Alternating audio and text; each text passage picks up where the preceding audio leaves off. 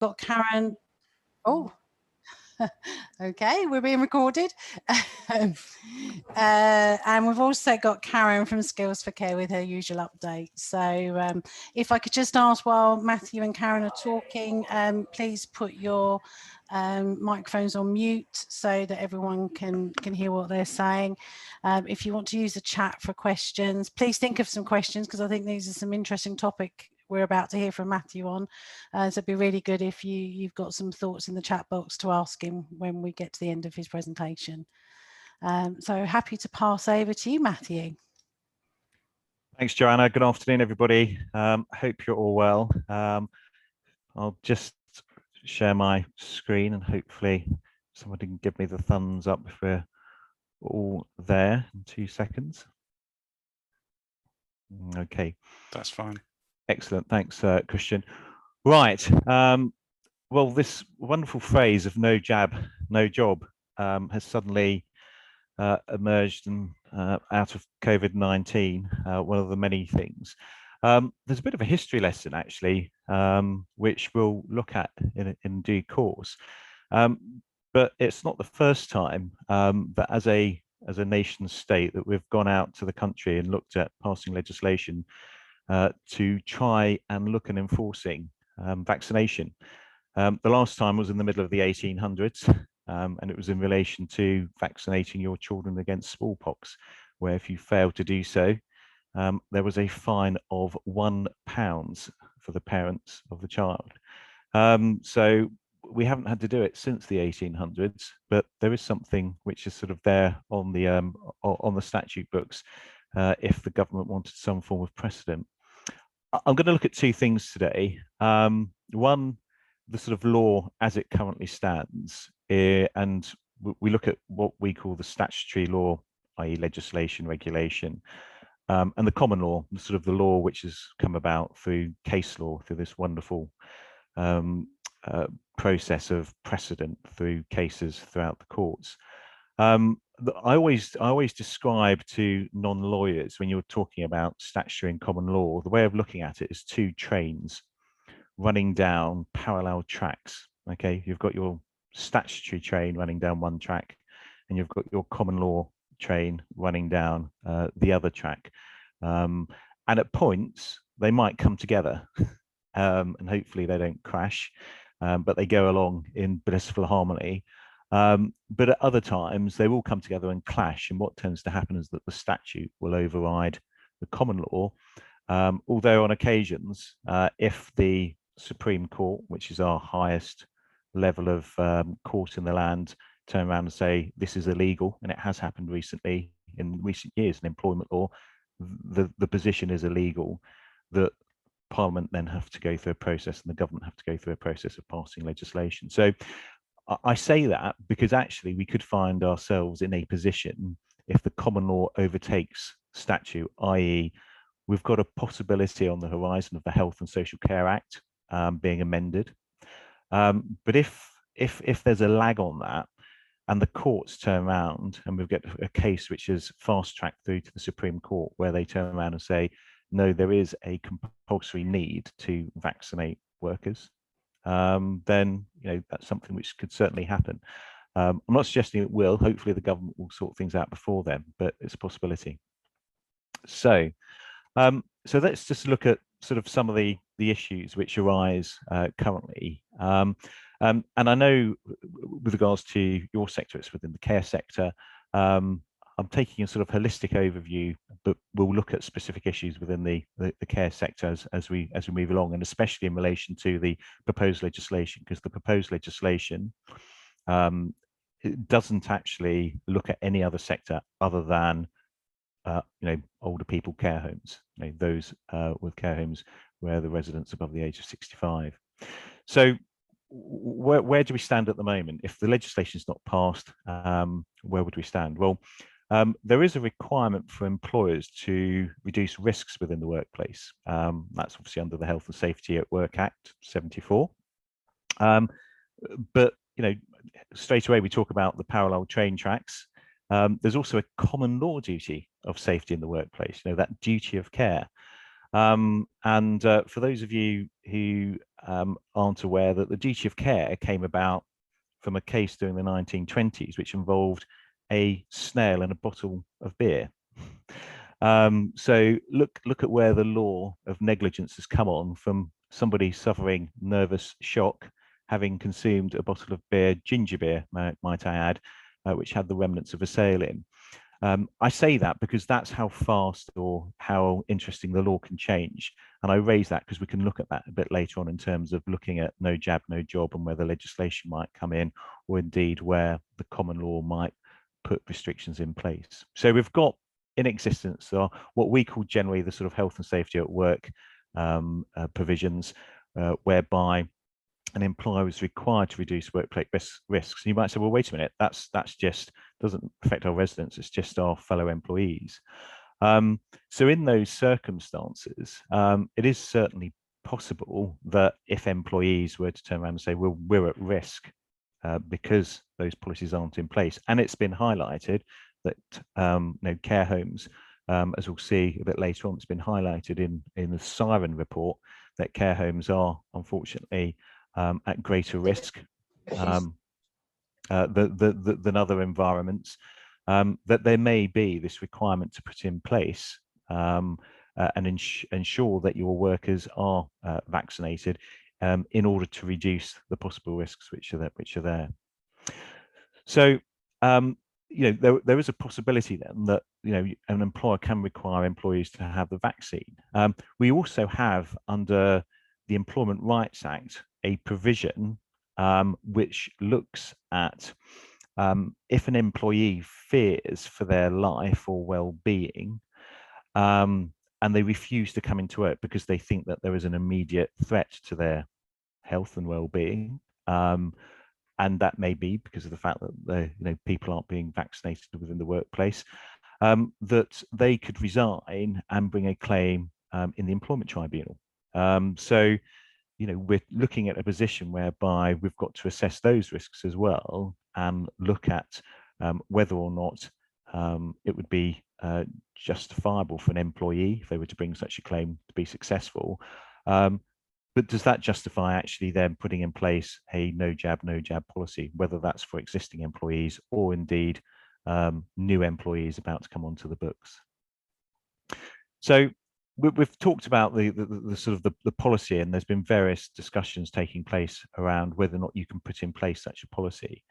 And also, could you put in place within your contracts of employment, whether through dismissing and re-engaging everybody, because they probably wouldn't have them in currently, putting in specific contractual clauses which require employees to be vaccinated, or indeed for new starters. Now, the issue comes to when looking, and we'll come on to the further issues in a moment, but if you then were to put such things into place, you're then moving on, you've then got an issue in relation to the records. Who keeps those records? Who has access to those records? You also have an issue under our dear friend, it's all acronyms, isn't it? Brexit, COVID, GDPR. What's the next acronym that we're going to be faced with? You've got issues in relation to the GDPR from the point of view that if you are keeping and having your workforce vaccinated, then those records would need to be kept specifically along with any health and other health documents relating to those employees. And the question mark, as we'll see in the legislation as well, who then has access to those records as part of the no jab, no job policy. In particular, let's say an employee comes into the workplace and who quite clearly is a pro-vaccine individual, but is concerned about colleagues not being vaccinated and says, well, I want to have proof that they've been vaccinated. Show me that they've been vaccinated, because they're saying, I've heard them over in the coffee room or over a period of months saying that they're anti-vaccine. I don't want to work alongside them. There's issues then you can see of which arise under the GDPR and privacy, etc. The issue also arises about, can you trust an employee if an employee says, yes, yes, I will go ahead and do it, what's the proof? Are you then going to, because at the moment we still haven't got necessarily at this stage from the government, the passport system, how are we going to get proof of their having been vaccinated? And how could we then go forward and look at that? Could you then dismiss somebody? Would that be fair if they didn't show you that proof, or they were refused to show you that proof? We have had some early cases already looking at some of these issues, but the legislation is quite interesting in terms of one of the propositions that it looks at in terms of actually bringing into play the right or the requirement, which is a proof of the fact that an employee has been vaccinated. Is there a risk of discrimination? This has been, up until about a month ago, one of the biggest issues about the discrimination arguments, and they've been rehearsed on both sides of the fence.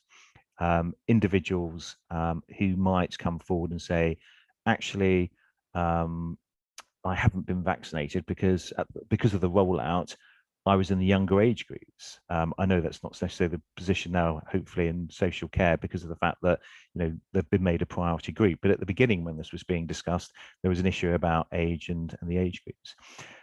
Some people might not be able to be vaccinated because of a disability, because of a medical condition, and we'll look at the exemptions in the proposed legislation. There's a medical condition which stops them being vaccinated. We've got the philosophical belief argument.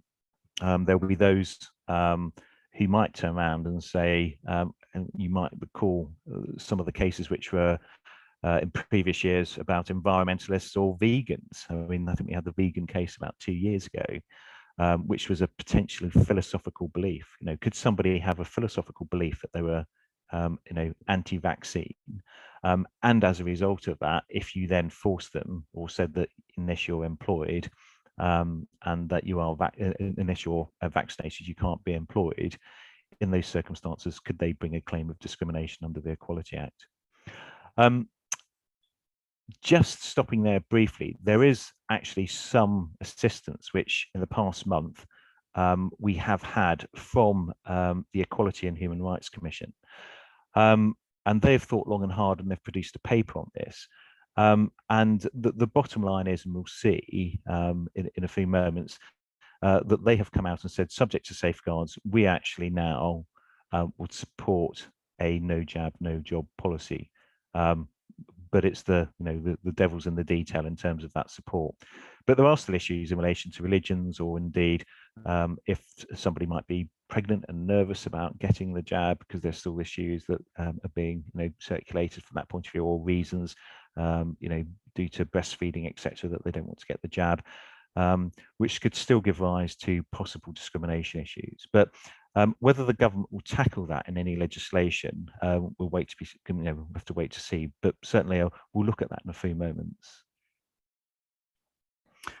I think this, in terms of your sector now, has now. I'm going to skip across this, but in relation to your sector, there has been, an introduction of testing, which is great, and the sector has, for want of a better word, has celebrated that coming into being and putting those systems in place.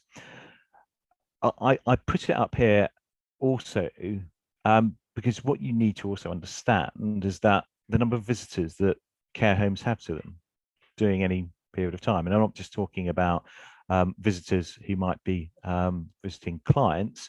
I'm talking about your hairdressers or your therapists, or indeed, the odd job man who comes in to sort out the creaking doors and the handles on drawers which have fallen off, and all those sorts of things, or contractors.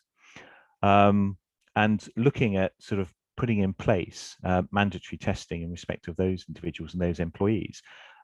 So whoever you might be contracting with, it's sort of pushing down, and that may and certainly be deemed to be an obligation that you have anyway, under sort of from a health and safety point of view, is pushing down the line any visitors coming in to the workplace from the point of view of them being tested, but also potentially them being vaccinated. And we'll go on to look at that issue in a moment and seeing what the legislation or proposed legislation is saying about visitors.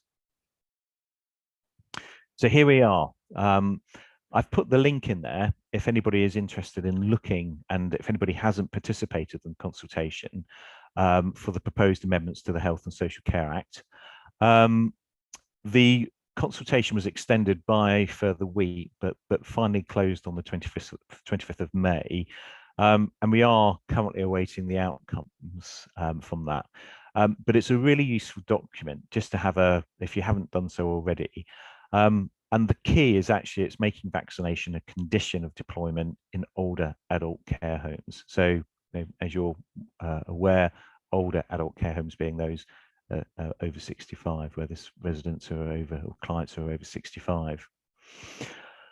Here's some of in the preamble of the consultation, some really interesting stuff, which the government are using at this stage. And no doubt, we're told day after day that we're following the science.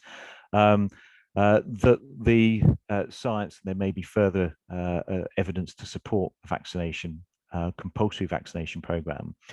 The Siren study suggested that the vaccine, or those vaccinated, can reduce transmission with a 72% reduction, and this is after the first dose for those taking Pfizer, and 67% for those taking AstraZeneca.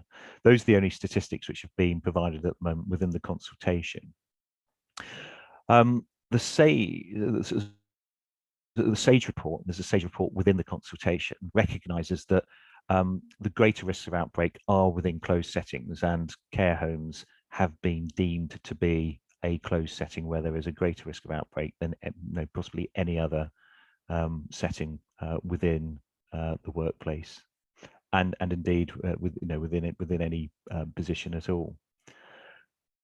Interesting stuff here, which comes to and this is the issue about is it going to be effective if we actually impose and we actually pass legislation?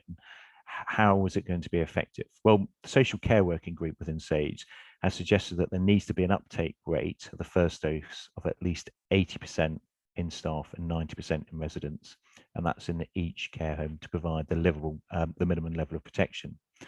Now, I've updated this from some of the statistics which have just been published yesterday, actually, the June statistics. So as at the 8th of April, we saw there were 89 local authorities where under 80% of the staff, in terms of the vaccination rate, they haven't quite got there. They're under 80%. There's a high percentage in London, of the London boroughs, where the vaccination rate amongst staff is not being achieved. And that may be something it's thought to do in relation to the number of minorities who make up the constitution of workers within the workplace within those London boroughs. So as at the 25th of May, and these are the figures which came out yesterday, we're now in a position of 83.2%,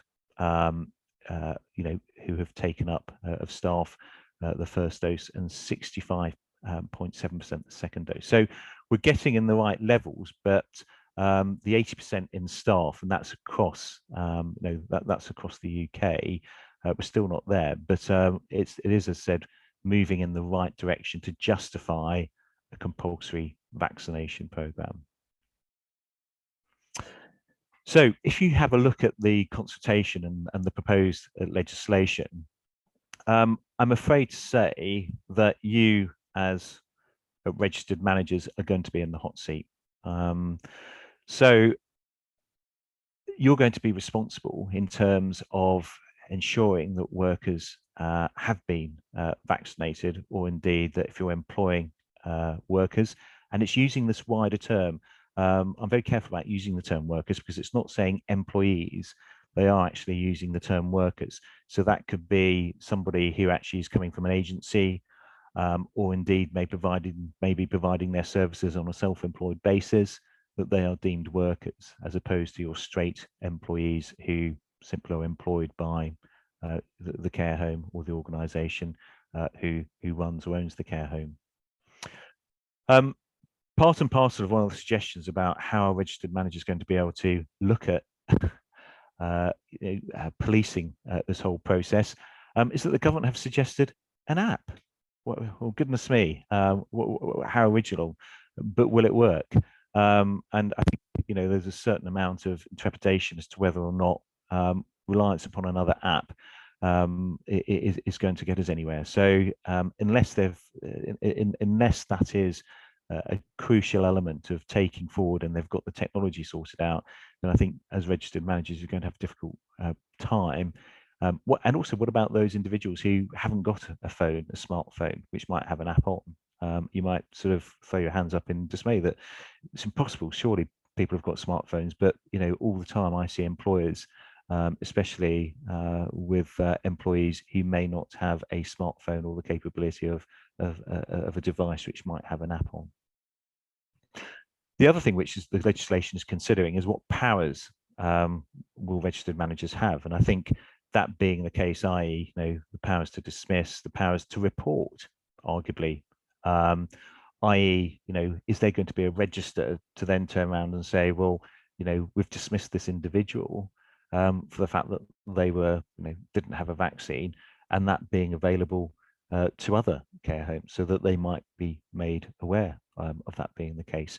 That's going to be a difficult one, especially in relation to privacy issues and GDPR, etc. But at the same time, may be justified if the government think it's justified in protecting individuals as part of the no jab policy.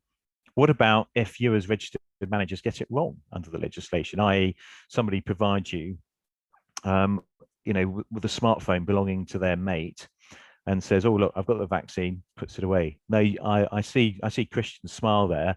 I can probably count on more than the fingers on both hands and feet the amount of times that I've had employers who have been caught from an immigration point of view, where unfortunately they've been shown a right to work visa or document, etc. And this is mainly before the electronic system came in, which belonged to somebody else. And the result being is that unfortunately the employer was duped into thinking that the worker had the relevant records and the relevant rights and visas, etc., to work. So, who will the blame lay on if the registered manager gets it wrong? And these are all things that, as an industry, if you haven't done so already through your, whether it's through Care Development East, whoever it might be, through any other bodies that you're members of, need to be pushing on and establishing some ground on in terms of trying to protect your position. We've talked about records of the vaccine and of workers and GDPR and the issues which might arise there. One thing that the new legislation doesn't address is, what about if the government then turn around and say, the science tells us that we all then need another booster in the autumn or the winter? So do we then have to go through this whole process again in terms of people proving that they have been vaccinated if the legislation comes in, and what's going to be in place there? So the enormous number of questions which have risen through the consultation have been asked. There are some exemptions within the proposed legislation. The main one looks at those exemptions under the Green Book, Chapter 14A, mainly in relation to allergic reactions, where they've said, look, if there's a worker who is unable to be vaccinated, and it doesn't then say that you can't then they can't be employed and have got to be redeployed elsewhere. I mean, I think the sensible thing would be to looking at alternative redeployment, but there's nothing which then says they can't work, which arguably means that they can work. So I've put at the bottom there, for those of you familiar with George Orwell's Animal Farm, all animals are equal, but some are more equal than others. And we end up, with 2 legs good, 4 legs bad. So in those circumstances, although there's a suggestion that this should be applied to all workers, we're then creeping in where there will be situations where you or workers could justify, or you as employers would be able to justify, where individual workers haven't actually been vaccinated, but are allowed to continue in the workplace. So just something to think about. And I also mentioned the issue about visitors. There's no suggestion at the moment that hairdressers or therapists or anybody who might be coming into the care home need to be vaccinated. But surely, if I were a care home owner or manager, that's something in the chain that anybody coming through the door. There's also no requirement for visitors, so their loved, their nearest and dearest could come in without being vaccinated if they weren't vaccinated. One would hope, that they would have taken those steps. The final slide I'm just going to deal with, and this is the actual change in policy from the Equality and Human Rights Commission, the EHRC. And I was, the background to this is that there was a sudden change in policy, and part of that may have been due to the fact that the European Court of Human Rights came out with a judgment back at the beginning of April, which was quite interesting, and it related to a claim by families of children in the Czech Republic whose children had either been refused nursery places because they hadn't received their 9 or a vaccine which protected them against 9 various diseases, or they'd actually been fined for not getting their children vaccinated, because that's the process. And it was held, and these parents, these families had brought claims to the European Court of Human Rights on the basis that it was against their human rights, their right to private life, etc. And the European Court of Human Rights said, no, there can be a policy in place where there is enforced vaccination within a country in these circumstances. Now, whether that same decision would have happened in a non-COVID environment is a different matter, but almost certainly that decision has triggered the Equality and Human Rights Commission to actually come out and say, subject to the safeguards, which I've just been, I've listed there at the bottom, subject to the safeguards being in place to mitigating the risk of discrimination and covering expenses if you've got to travel to get the jab, and taking into account medical reasons, that they are actually potentially supporting a no jab, no job policy. So I appreciate that's a real canter through. I had 25 minutes to do it. I think I just slightly run over, but I'd be quite happy to take any questions from there. Thank you, Matthew. That was really interesting, and I'm sure we'll have some questions come through. I've got a couple for starters. So this one's from Christian. First of all, he mentions that the new NHS app does actually have your status on it. I was actually looking at it myself this morning, and it's quite interesting. So that might be helpful for us going forward. Sorry, go on. Yeah, no, absolutely. Although this is the issue you've got for work. How many of your workers have actually then downloaded that app? So the first step is you then have to put a policy in place for compulsory downloading of the app. Yeah. But absolutely. Yeah. And he also asked, could redeployment be taken as a form of constructive dismissal? Well, that's a great point to make. I think, though, if you go through a process of consultation, so you can avoid a constructive dismissal claim. Just constructive dismissal, just a very quick recap. I've just spent the past 2 days arguing this in the Employment Tribunal.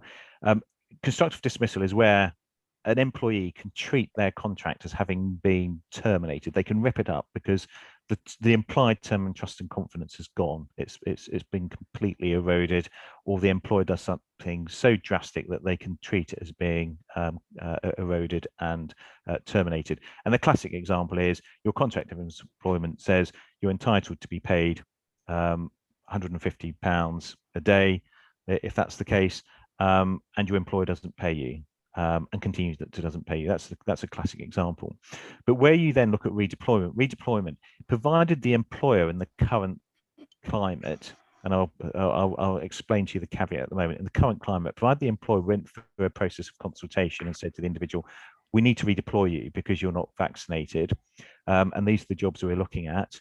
And if they don't accept that what you do is you dismiss and re-engage and say, actually, I've now dismissed you on notice, but there is that job, and therefore you either take it up on the 1st of July, or if you don't take it up, then you treat that as a dismissal. So in those circumstances, you could actually get over the process of avoiding there being an unfair dismissal. But the only reason I say there's a caveat there is because ACAS and the government have just gone through a process and you might remember the case with the British gas workers earlier on in the year, of dismissal and re-engagement, that trying to avoid this ability for employers to dismiss and re-engage where employees won't comply with what the employer wants. So potentially there could be a constructive dismissal scenario, but at the same time, at this stage, one of the real interesting points is actually how you might, if you go through a consultation process, you can avoid those potential unfair dismissal, wrongful dismissal claims. Okay, thank you. So Debbie Groom has just asked, just an observation, will this legislation be brought into the NHS too? I'm aware via friends still in the NHS that not all staff are required to be vaccinated there. Surely that should have been seen on equal footing as care homes or care providers. Well, this is the so if you look at the consultation document, because it also looks at the care homes for younger adults, and currently the legislation is only addressing the older adult care homes, so 65 and above, which you might say, there are those who may work in care homes caring for disabled individuals, or those who are at higher risk. And at the moment, the legislation is not proposing to go that far. Okay, thank you. Couple of more. So one from me was, in the new legislation, is there provision for compulsory testing of staff? No. That's disappointing. It might come in. So it wasn't put in the proposed legislation, but it might have come out as part of the consultation, which we're waiting at the moment. If enough people went forward and said, look, it's absolutely pointless doing this because we still need to have compulsory testing of staff. In those circumstances. I think for me, my concern is as we come out of lockdown and everyone feels like it's over, that's the last thing they're going to want to do is the compulsory testing. And I think the best that you can do at the moment is cajole and do the best, do as much as you can in order to sort of try and put that in place, on one might say on a non-enforceable basis. But I think there's peer pressure there, isn't there? And often these things come in waves where you can apply that peer pressure if that's the case. Yeah, lovely. So we have a question from Beatrice. Do we need a proof to show that we are exempt from the vaccination? Well, this is one of the things which is addressed in the consultation for the proposed. So the exemption at the moment seems to address almost wholly the issue under the Green Book, and looking at those who might have suffered some form of sort of anaphylactic shock in the past, etc., with vaccines. But there will need to be once again some process. So within your occupational health teams, or those who are small employees might not have that, with your HR teams, of if an employee is coming to you saying, no, I can't be vaccinated because of X, Y, or Z, then surely the due diligence that as an employer and a registered manager that you would carry out would be well fine, could you provide then from your GP, from your consultant, whoever that may be, could you provide us with some evidence of that exemption? And you then fall into issues again of GDPR, of having got that information from that employee, of making sure that that data is processed safely and securely as a result of that. So the other knock on that is that sort of transmission of that information. And when I say transmission, say if the care home is sold, or somebody wants to come in, a fellow colleague says, well, I'm unhappy about the fact that I'm not sure so and so has been vaccinated. Why on earth should I be working alongside them if they haven't been vaccinated, and dealing with those issues? And I can see some of those coming to rear their head in due course. But at the moment, one would anticipate that there will be some requirement within the legislation to show proof of the exemption. Yeah. Thank you. I think from observation from sort of in the domiciliary care, it's the pressure comes from the clients as to whether the care staff are vaccinated, and not only along with what you've just said, but also the other side of that is the risk assessment. To what clients are you sending them into? Is this a client with real issues for respiratory issues that you wouldn't want to have them near, or so it's twofold really, isn't it? It's making sure we've done that side of it as well. The question in domiciliary care, because and I think it came up in the Karen has rightly said, no, this doesn't it's not looking at domiciliary care, which you might have thought, well, actually they're equally somebody who's 65 or above who's receiving domiciliary care, that surely they're in the same, or arguably in the same position as somebody not the same closed environment, but should be subject to the same protection and safeguarding, one might think. One of the things which is very pertinent, though, to which you've said in domiciliary care, where a client or the client's family might say, we will only accept somebody to go in those circumstances. I assume then that you'd go and find somebody who's vaccinated and has been subject to the test to go in and do that, to do it. But there's this wonderful ability in the way that employment law currently stands, is that if you dismiss somebody, you can dismiss somebody for what's called an SOSR, some other substantial reason. And that's at the behest of a third party. So if a third party says, I don't want that person working for me anymore, and this usually comes about where you've got and this is a classic example, but usually on a larger scale. So the client says, I don't want that worker working for me anymore because they haven't been vaccinated. Then potentially, if you couldn't redeploy them anywhere and there was no other role for them, that you might be able to dismiss them fairly, subject to consultation, for what's called some other substantial reason. So that's one to bear in mind, and you won't necessarily be stuck from a domiciliary care point of view if that's the case. I think there's a few reasons popping through the chat at the moment of why people are saying they don't want their COVID jab. They are varied and interesting, and I'm sure everyone in this group has heard many different types. And I think I do feel for myself and my colleagues that we're sort of between a rock and a hard place really on this.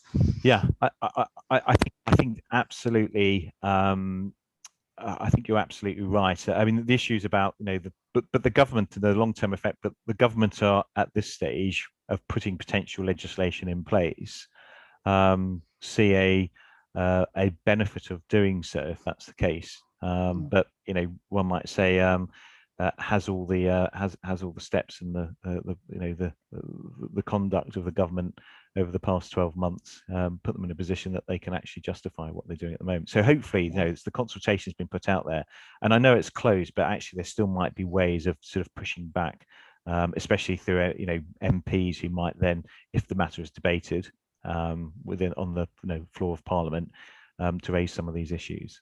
Yeah. So is it worth any issues that we have raising them with our local MPs?